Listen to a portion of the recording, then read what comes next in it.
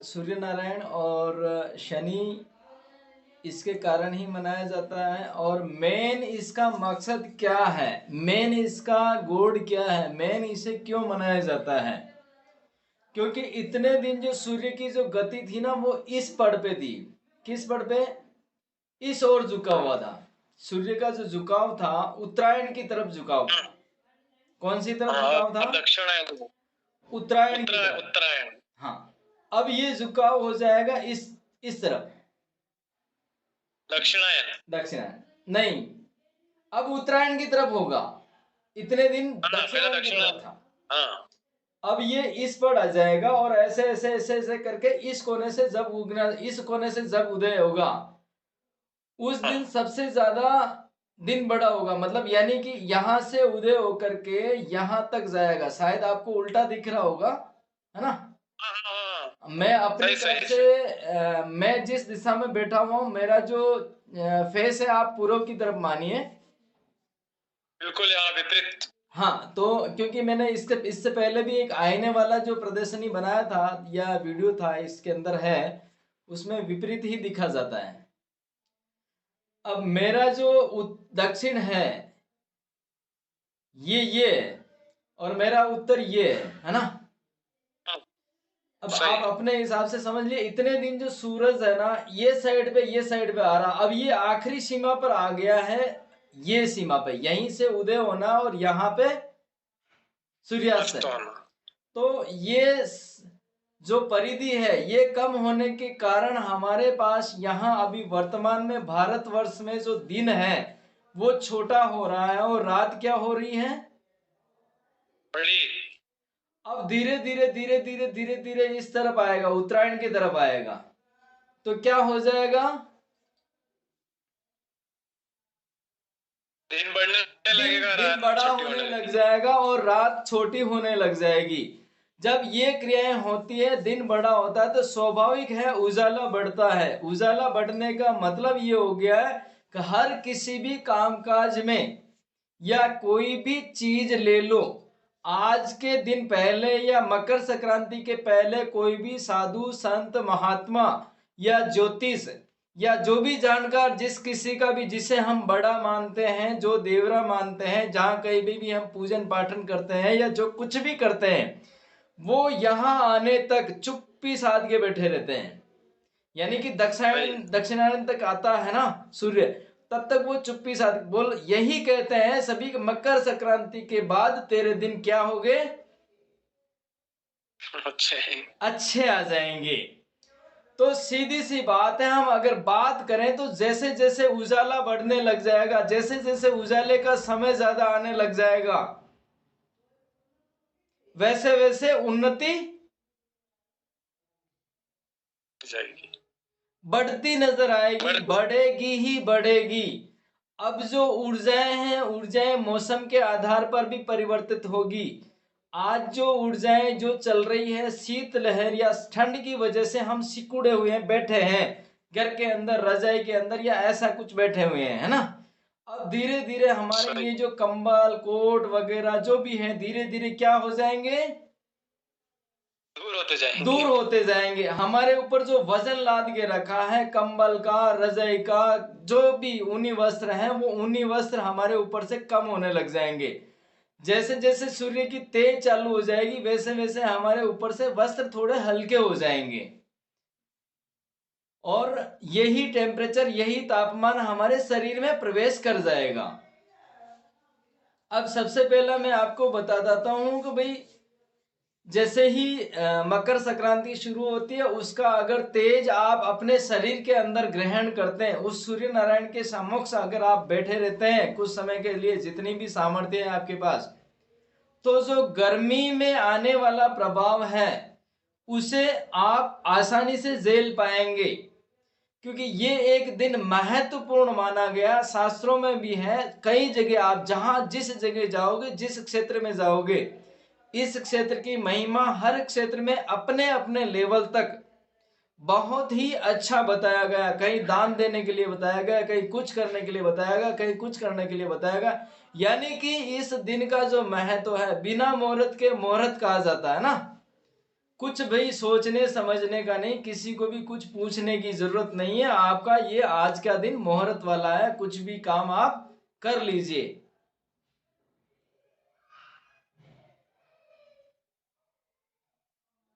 ऐसा कहा जाता है,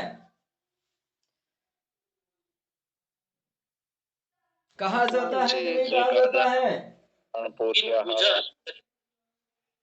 अणसोचा मुहूर्त है कि नहीं है?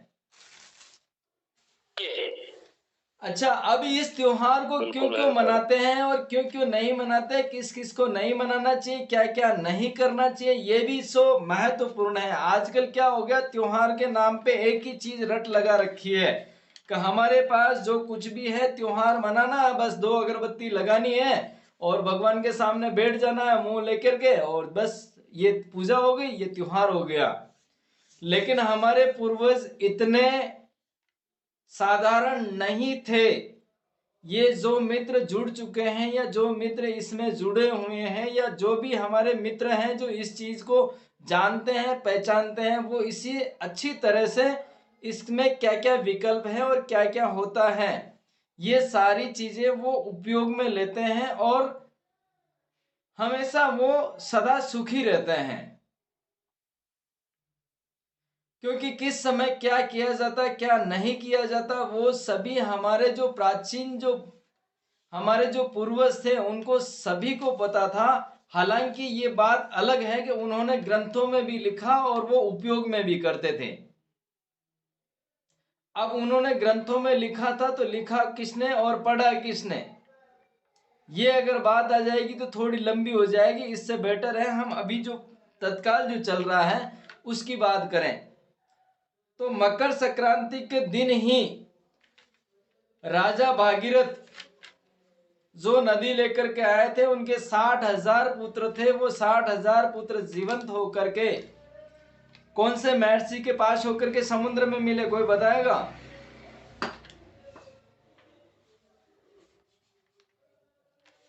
बताएंगे कोई? क्या सर? क्या सर? गंगा नदी कौन लाया? भगीरथ लाए थे। वो तो पृथ्वी पे उनके वो राजा सागर के 60,000 पुत्र जो ऋषि के श्राप से मरे थे, तो उनका 60,000 उद्धार करने के लिए पुत्र लाए, लेकिन वो किसके, वो आप बता रहे किसके साथ हो? ये ऋषि के साथ हो, कपिल वो मुनि संकट में आश्रम जाके में नदी में गिरे। अंतिम ये विश्राम लेकर के, कपिल मुनि आश्रम जो है, कपिल मुनि आश्रम से मिल करके सीधी सागर में गई गंगा नदी। उसी दिन का नाम है सागर के मकर संक्रांति।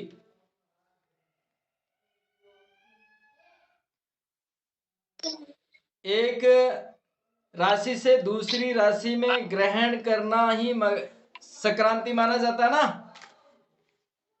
तो 12 राशियों में प्रवेश करता है 12 सूर्य, तो राशियों में 12 एक्चुअली संक्रांति। होता क्या, हर महीने सूर्य जो है अलग अलग राशि में, चंद्र अलग अलग राशि में चढ़ता रहता है उतरता रहता है, लेकिन इन दोनों का समन्वय किसका, सूर्य और शनि का समन्वय एक ही दिन इसी दिन मिलता है। उस हिसाब से इसको मकर संक्रांति कहा जाता है। जब सूर्य दूसरे घर में प्रवेश करता है तो उसका स्वागत होता है, उसे मकर संक्रांति कहा जाता है। कई जगह अलग अलग रीति रिवाज से मनाई जाती है। अब जैसे अगर महाराष्ट्र की बात करें तो महाराष्ट्र में तिल गुड़ ग्यार गोड़ गोड़ बोला, ये शब्द कल यानी कि मकर संक्रांति के दिन सभी के चेहरे पे होगा और कम से कम वो 50-100 आदमी से राम राम करेंगे। तिल गुड़ ज्ञान गोड़ गोड़ बोला, यानी कि गोड़ गोड़ बोला हमारे चिकित्सा सिद्धांत के आधार पर ये आता है निकल करके कि भाई अभी से इस दिन से थोड़ा गर्मी धीरे धीरे चालू हो जाएगा, तो आज ही से हमें ठंडा नरम बोलने की कोशिश करनी है। तो क्या हो गया, अग्नि क्या हो जाएगा, शांत हो जाएगा। जब अग्नि शांत हो जाएगा तो कोई भी किसी भी तरह की कोई भी परेशानी नहीं आएगी। अब इस दिन के बाद में हमारे जो खेत में लगे हुए व्यंजन है, चना है, मेथी है, गेहूं है, इसको सेक सेक करके अध पका अन्न खाने की परंपरा रही है। सही है। तो ये जो तीज और त्योहार आते हैं ना, ये कुछ लेकर के आते हैं और कुछ दे कर के जाते हैं। अगर इसे इस तरीके से मनाया जाने लग जाएगा तो तीज और त्योहार भी रहेगा, मनुष्य जाति भी रहेगी। अन्यथा क्या हो जाएगा?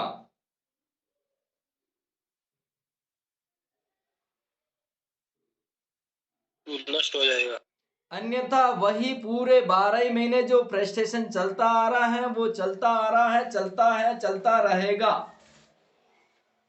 जो इस हिसाब से नहीं मना रहे हैं उसको तकलीफें आ रही है।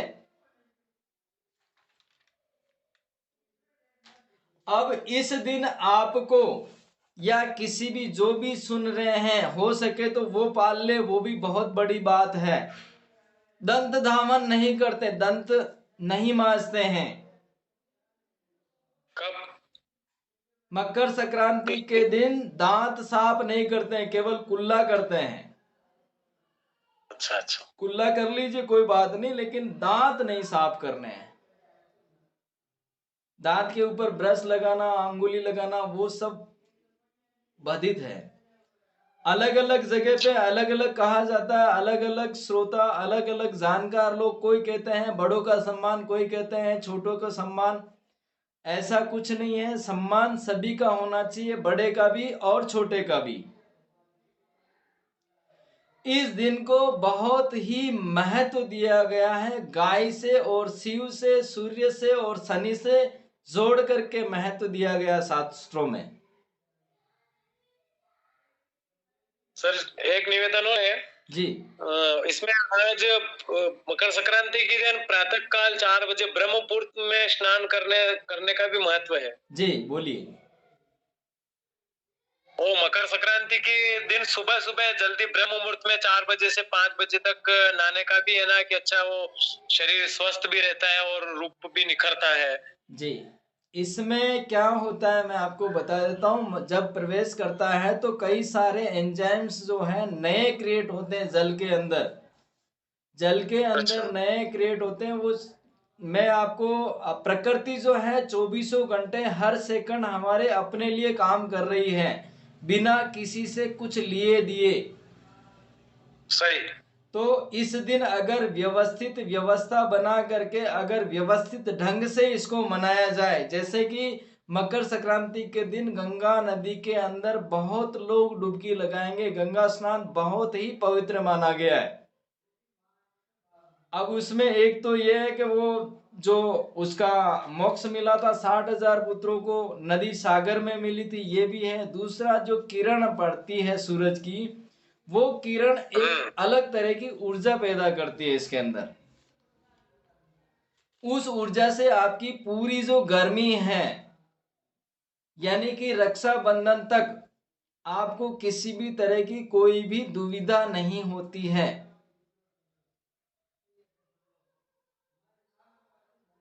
रोग के गंगा सागर संबंधित का ले लो, दांत तो शरीर ज्यादा के संबंधित ले रहता है। लो, चिंता की संबंधित ले लो, आप किसी भी संबंधित ले लो, इसमें कुछ ऐसा कुछ भी नहीं होता है। अब इस दिन क्या होता है, पूजा कैसे करनी होती है और क्या होती है, सभी को लगभग लगभग यही सवाल है। तो कोई बताएगा इसकी कैसे क्या पूजा होती है, कैसे क्या होता है?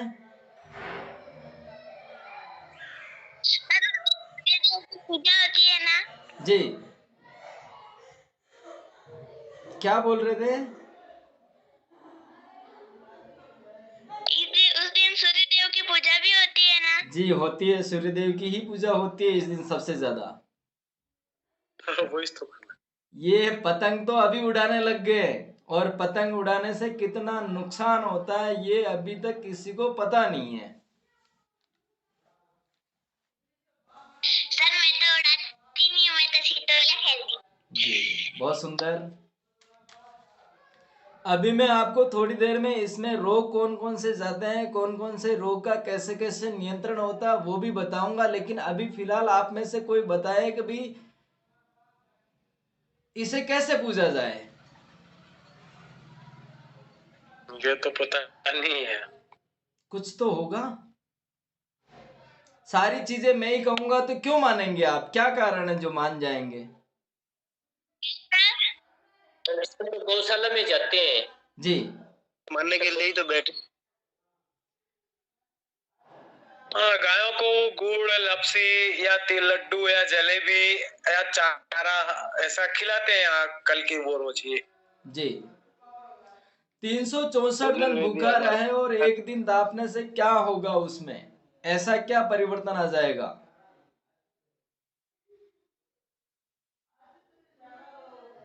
संस्थान ने भी अभी एक मुहिम छेड़ी है हमारे मित्रों से मिल करके कि भाई जो भी गौशाला में गाय गोद लेगा, जिस किसी भी गौशाला में कोई भी गाय गोद लेगा, उस गोद वाले गाय को, उस सदस्य को संस्थान निशुल्क सिखाएगा। ये संस्थान का भी प्रयत्न रहा है। अभी लास्ट वीडियो उसी का बना हुआ है, देखा आपने? नहीं देखा? देखा सर, कई बार सुना सर जी। हाँ जी, अच्छे ढंग से सुना था और प्रचार भी किया। बहुत सुंदर, बहुत सुंदर, बहुत अच्छा, ठीक बात है। होना भी यही चाहिए। अगर आप घर में कोई, जैसे कोई किसान नहीं है, कोई घर में गाय नहीं रख सकता, तो कम से कम एक गाय के नाम पे तो कर सकता। अब गाय गोद लेने का कब से चला और क्यों चला, क्यों किया इसका काम? क्योंकि क्या होता है, कुछ कुछ त्योहार जो आते हैं वो अड़ी लगा देते हैं। जैसे कि किसी के पास दीपावली का त्योहार आया तो उसमें किसी का देहावसान हो गया या परलोक चला गया, तो उसमें वो त्योहार मनाना उस दिन के लिए बंद कर देता है। अगर वो व्यक्ति 200-500 गायों में से कोई एक गाय उसने गोद ले ली और उस गायों में से उन्होंने किसी का बछड़ा हो गया और उसने अपना मान लिया कि इस गाय के तो मैं गोद गया था, यानी कि वो एक फैमिली मेंबर हो गया। कौन हो गया?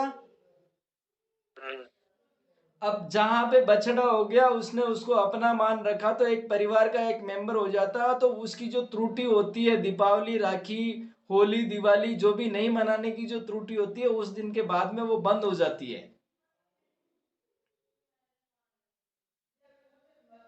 पुण्य तो तभी उसको मिलेगा जब वो गो उत्पाद घर में लाएगा, गो आधारित कृषि का सामान लाएगा, गो आधारित घी लाएगा, गो आधारित कंडे लाएगा, गो आधारित छाछ, दूध, दही घर में उपयोग में लेगा, वो ही 100% पुण्य का भागीदारी है। ऐसे लाखों रुपए लिखाने वाले इसके भागीदारी कतई नहीं हो सकते हैं।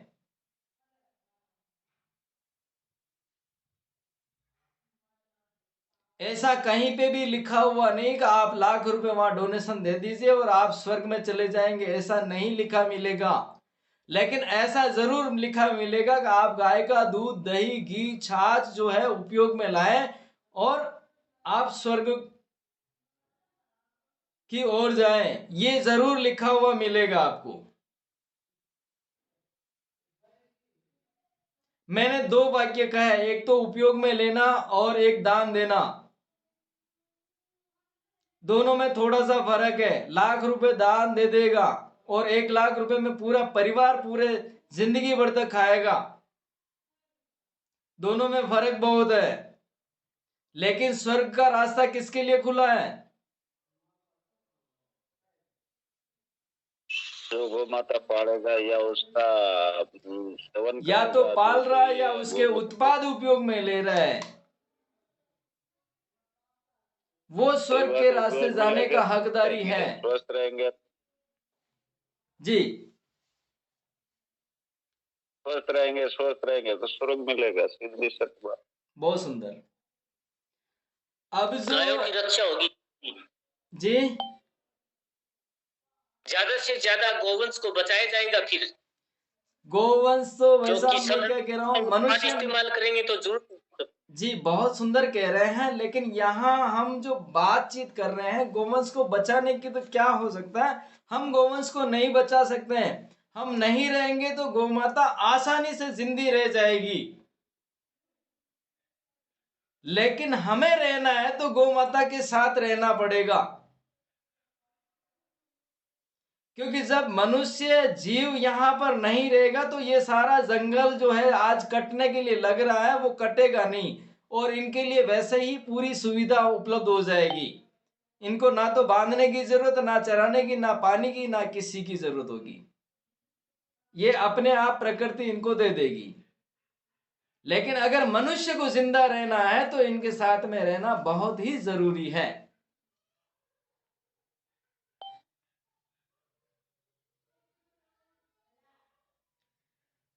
अब अगर जैसे कि मान लीजिए किसी का कामकाज ठंडा चल रहा है और किसी को दवाई नहीं लगती है, 50 जगह जाया है, हॉस्पिटल जाया है, कोई भी पैथी काम नहीं कर रही है, तो ये दिन उनके लिए बहुत ही कारगर है। कौन सा दिन? संक्रांति का। मकर संक्रांति का दिन उसके लिए बहुत ही कारगर साबित होता है। कभी कभी कहते हैं ना लोग भी, मेरा तो 4 दिन धंधा चलता है और 4 दिन ठप, 15 दिन चलता है और 15 दिन ठप। ऐसे कई लोग मिलेंगे आपको जो ये कहेंगे कि मेरा तो 10-15 दिन ठीक चलता है, वापिस 10-15 दिन तक क्या होता है, रुक जाता है, वापिस हर लोड़ा हरोबर कहते हैं ना, हर लोड़ा हरोबर, कुछ आया नहीं, कुछ पाया नहीं, बस सीट तो कि बैठे और आए गए। उस व्यक्ति को, या फिर कोई कहता है कि भाई मैंने तो 50 दवाइयां कर ली, 50 जगह जाकर के हॉस्पिटल जाकर के काम कर लिया, काज कर लिया, जिसका प्रभु प्रकृति प्रारब्ध है उसका नहीं कह रहा हूं, उसका कह रहा हूं जो प्रकृति के साथ चल रहा है, क्योंकि जिसका प्रकृति प्रारब्ध है उसका कोई कुछ नहीं कर सकता।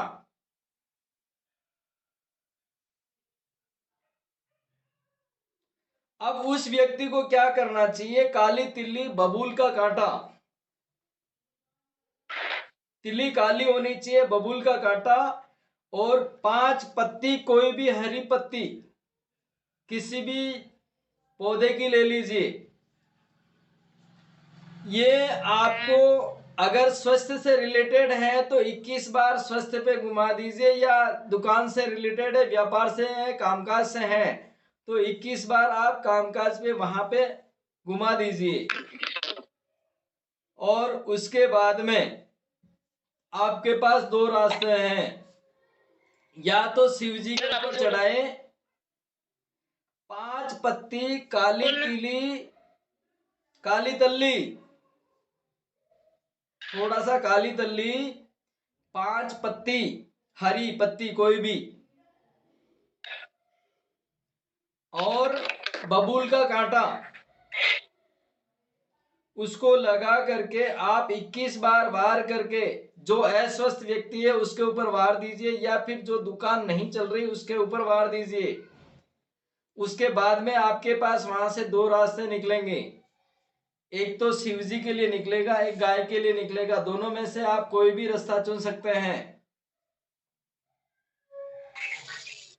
वहां चढ़ा दीजिए और उसमें से एक आध पत्ती जो भी आपके हाथ आए वो चौराहे पे डाल दीजिए, जहां पे भी 4 रास्ता, 3 रास्ता, 2 रास्ता, या जहां कहीं भी आपका मन पड़े वहां लगा दीजिए, कोई दिक्कत, वहां छोड़ दीजिए और घर पे चले आइए।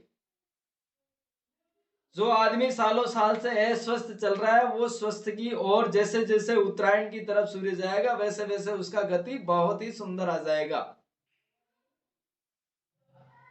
व्यापार में भी ऐसा ही होगा। लोभी में कोई है लीजिएगा ना।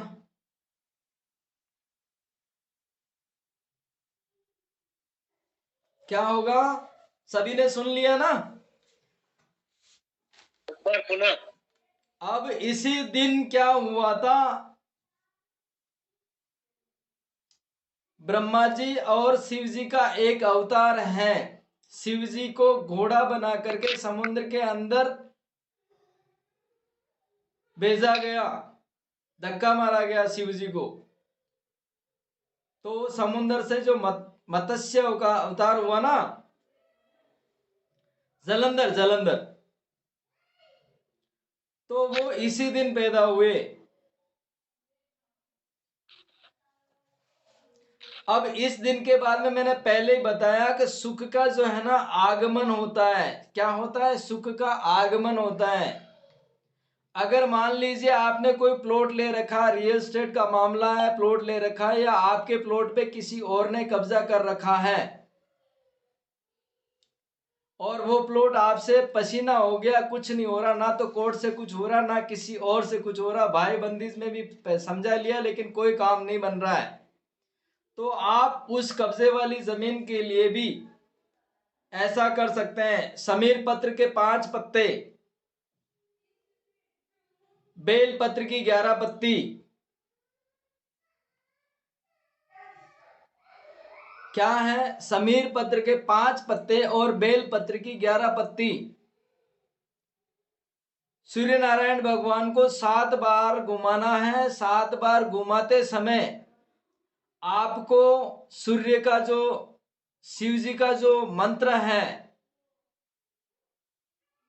घुमाते समय शिव जी का मंत्र है श्री शिवाय नमस्तुभ्यम। मेन मूल मंत्र यही है। क्या है? श्री शिवाय नमस्तुभ्यम, ये बोल करके चढ़ाना है। और ये चढ़ाने के बाद में एक पत्ती आपको उस स्थान तक पहुंचानी है येन केन प्रकारेण उसी दिन, जो जिसमें प्लॉट में आपका कोई दूसरा कब्जा करके रखा है और आपका ही है तो ही, नहीं तो वो चीज आपको नुकसान देगा। दूसरे के नुकसान के लिए कोई चीज हमारे पास नहीं बनी हुई है, ना ही शास्त्र कहता है किसी भी चीज के लिए। ये चीज करने पर 4-5 महीने में या 2-3 महीने में वो अपने आप आपके जो भी निकल रहे होते पैसे भी दे देगा और प्लॉट भी छोड़ देगा या जमीन भी छोड़ देगा। सारा काम कर रहे हैं, कर्जा नहीं उतर रहा है, कर्जा बहुत चढ़ा हुआ है, कर्जा किसी भी हाल में उतरा नहीं जा रहा, दिन बे दिन बढ़ता जा रहा है, या ऐसी ऐसी फ्रस्ट्रेशन आ रही है कि 50,000 उधार था, 50,000 यहां से लेकर के उसको चुकता कर दिया, उसका ब्याज दे दिया, वापस अगले साल इससे लेकर के उसको दे दिया। ये जो पलटा पलटी का खेल सालों साल किसी किसी के पास चलता आ रहा है, अगर उसको कम करना है तो भी वो ही दिन, मकर संक्रांति का दिन बहुत ही शुभ माना जाता है।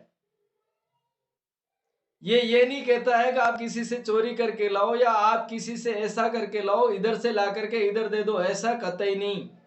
इस दिन भी आराधना करनी होती है। अब इस दिन क्या आराधना करनी होती है? जल, 1 लोटा जल में 7 दाने जो हैं, आपको 7 दाल, चने की दाल 7 दाने रखने हैं और थोड़ा सा कुमकुम डालना है उसके अंदर, लोटे के अंदर। 3 समीर पत्र, 1 बेल पत्र सूर्य नारायण को चढ़ाना है, लेकिन उसमें से जो पहली जो बूंद है उत्तर दिशा की तरफ चढ़ानी है। पहली एक धार जो है उत्तर दिशा की तरफ चढ़ानी है। उसके बाद सारा सूर्य नारायण के ऊपर, सूर्य नारायण की दिशा में देख करके उसी तरह सूर्य को नमस्कार करते हुए चढ़ाना है। और आपके जो भी लेन देन के पैसे बाकी चल रहे हैं, किसी को देने हैं, तो उससे ये आराधना करनी है, कहे प्रभु हमें इतनी सामर्थ्य और शक्तिमान बनाया कि ये पैसे मैं अपने कर्म से या अपने ऐसे व्यापार दीजिए जिससे मैं ये पैसे कमा करके ये मेरी पूंजी उसको मैं दूं, ताकि मेरा जो कर्जा है सारा वो कर्जा भी खत्म हो जाए और मेरे पास कुछ पूंजी बच जाए। ऐसा कह करके चढ़ाने पर आपका अगले मकर संक्रांति के पहले पहले लगभग सारा जो भी जितना भी कर्जा होगा उससे आपको संतुष्टि मिल जाएगी, अगर वो सात्विक ऊर्जा वाला है तो। अगर इसमें आपने कुछ भी नालायक पंथी करी तो उसका जवाबदार ना तो सूर्य नारायण है और ना ही मकर संक्रांति है। वो आपके भोग आपको भोगने पड़ेंगे, चाहे कहीं पे भी जाओ, चाहे ज्योतिष के पास जाओ, चाहे देव नारायण के पास जाओ, चाहे सूर्य नारायण के पास जाओ, चाहे शनि भगवान के पास जाओ। आया समझ में?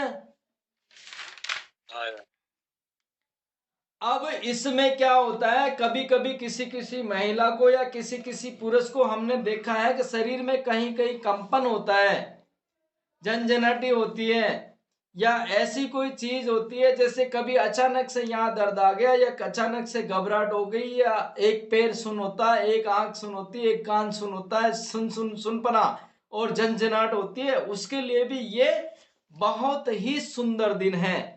उसको भी यही करना है। ये चीज करने के बाद में उसमें थोड़ा सा जो जल बचा करके अपने शरीर के ऊपर डालना है, और जहां जहां उनको सुन्नपन लगता है या जिस नस में ब्लॉकेज लगते हैं, जिस नस के अंदर ब्लॉक दिखाई देते हैं, उस नस के अंदर उस पानी को मिला करके, थोड़े से पानी और मिला करके उसको 3 से 7 दिन तक लगातार रोज लगाना है, औषधि की भांति।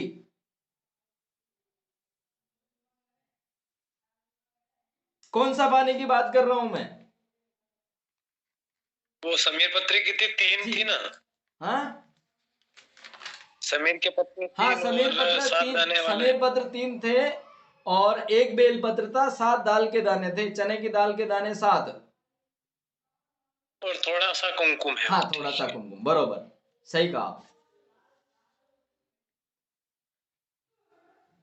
ये ही चीज में से थोड़ा सा पानी बचा करके अपने शरीर के ऊपर डालना है, और उसमें जहां जहां जो जो अंग हमें लग रहा है कि भाई ये अंग खराब हो रहा है, यहां तक कि पैरालिसिस वाले को, या जो क्या कहते हैं इसको, अपनी भाषा में क्या कहते हैं पैरालिसिस को?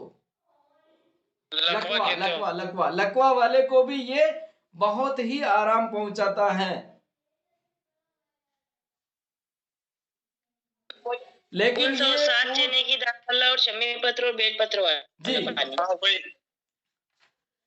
लेकिन ये पूरा भाव के साथ में करना है, किसी भी तरह का कोई भी इसमें ऐसा ये आनाकानी वाला सौदा नहीं होना चाहिए। अब मैं आता हूं आपके और मेरे मुद्दे की बात पे। जो आज जितना लाखों रुपए करोड़ों रुपए से परेशान नहीं है आदमी, और घर परिवार वाले इस चीज से परेशान है, किसी किसी परिवार में तो बहुत ही ज्यादा परेशान है। कौन सी चीज? सास बहू की नहीं मान रही, बहू सास की नहीं मान रही, भाई भाई का तोलमेल नहीं हो रहा है, बापू बेटे का नहीं हो रहा, बेटा पिता का नहीं हो रहा है। तो वो भी सेम क्रियाएं करते वक्त उस समय उनसे सूर्य नारायण भगवान की उपस्थिति में उनसे ये कहे कि मेरा जो प्रेम है, मेरा जो संबंध है, इससे बना रहे। किनसे? उनका नाम लेकर के इनसे बना रहे, ये करके आपको जल चढ़ाना है। और इस दिन सूर्य, गोमाता और महादेव, ये तीनों का बहुत ही बड़ा महत्व है। इन तीनों जगह में से जो आपको उचित लगता है वहां पे जाना चाहिए।